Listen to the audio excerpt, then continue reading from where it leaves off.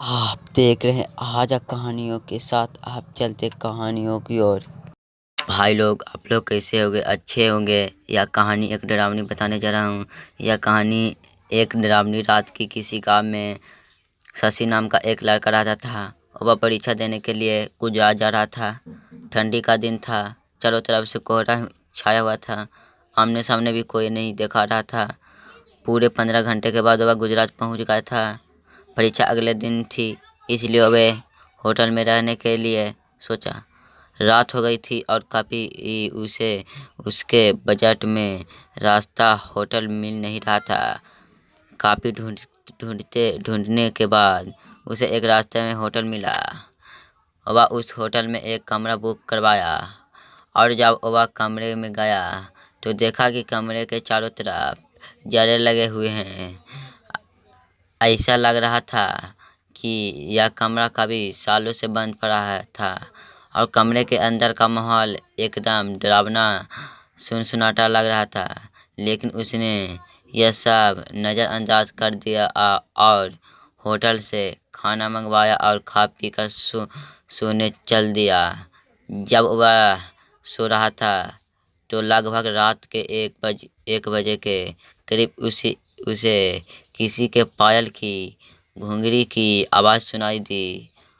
वह रात एक शशि तुरंत नींद से उठ गया और जल्दी से सिकरी के पास गया। यह बात करने के लिए कोई इतनी रात को किसकी पायल की आवाज़ सुनाई दे रही है और इस सुनसुना रास्ते में कौन आधी रात को घूम रहा है।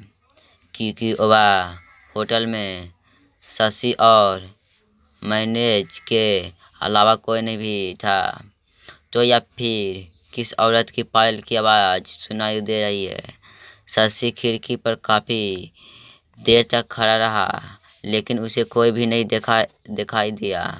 फिर उसने अपने कमरे में मैनेजर को फ़ोन किया और उसे बताया कि मुझे इतनी रात को कब से किसी का पायल की आवाज़ सुनाई दे रही है। आपको भी दे रहे हैं क्या? मैनेजर ने कहा कि सर, ऐसी कोई बात नहीं है, आपको हवा से ऐसा लग रहा होगा। वैसे भी यह जंगली इलाका है। यहाँ पर तो हल्की हवा भी तूफान के जैसी लगती थी। आपसे जाई ऐसे कोई बात नहीं है। शशि मैनेजर की बात पर भरोसा करके फिर से सोने चल गया। कुछ देर बाद उसे दोबारा वहीं पायल की आवाज़ पहले से भी ज़्यादा तेज सुनाई देने लगी। इस बार उसने अपने कमरे का दरवाज़ा खोला और सीधा होटल के बाहर देखने के लिए चल गया। जब जब वह बाहर आया तो देखा कि एक काफ़ी लंबी औरत है, तो सफ़ेद साड़ी पहनी हुई थी। उसके काफ़ी लंबे बाल थे और चेहरा ढका हुआ था। वह अपने हाथ में एक नारियल लेकर के होटल के चारों तरफ चक्कर लगा रही थी। ऐसे लग रहा था को मानो अपने पायल की आवाज़ से किसी को बुला रही है। शशि दौड़कर उसके पास गया कि कौन है यह औरत जो इतनी रात को यह घूम रही है। लेकिन वह तुरंत की गायब हो गई और चारों तरफ कोहरा ही कोहरा फैल गई। शशि भी थोड़ा घबराया और क्योंकि जिस औरत को वह सामने से देखा था वह भी नहीं दिखा रही थी। शशि अपने होटल में वापस जाना चाहा, लेकिन फिर उसे दोबारा पायल की आवाज़ सुनाई देने लगी। शशि अब उसे ढूंढते हुए जंगल की ओर जाते लगा। चलते चलते वह अपने होटल की इतनी दूर आ गई है उसे पता ही नहीं चला। फिर उसने उस घने जंगल में कुछ ऐसा देखा कि उसका दिल जला गया। उसने देखा कि उस औरत ने एक पीपल के पेड़ के नीचे 5-6 लाश रखी थी और बारी बारी से एक एक को नोच नोच कर खा रही थी। उसका मुंह खून से लथपथ और चेहरा भी एकदम डरावनी थी। शशि जब यह सब देखा तो उसके पाप चलने जमीन जमीन सिसक गई। यह सब नजर देखते ही उसे डर के साथ साथ रोना भी आने लगा। वह चुड़ैल अब मुझे भी मार देगी। पायल की आवाज़ से यह तक तो मुझे लेकर आई है, लेकिन उसने हिम्मत से काम लिया और हनुमान चालीसा पढ़ते पढ़ते धीरे से वहाँ से भाग गया ताकि भूत उसे देख न ले। लेकिन भूत तो भूत होते हैं। शशि जैसे ही वह से भगवाने की कोशिश किया, वह चुड़ैल अचानक उसके सामने आ गई और उसे इशारे से अपने अड्डे पर ले जाने के शशि हनुमान जी के जप करके इतनी तेजी से वहाँ से भागा कि मानो जैसे उसके अंदर किसी की शक्ति आ गई हो।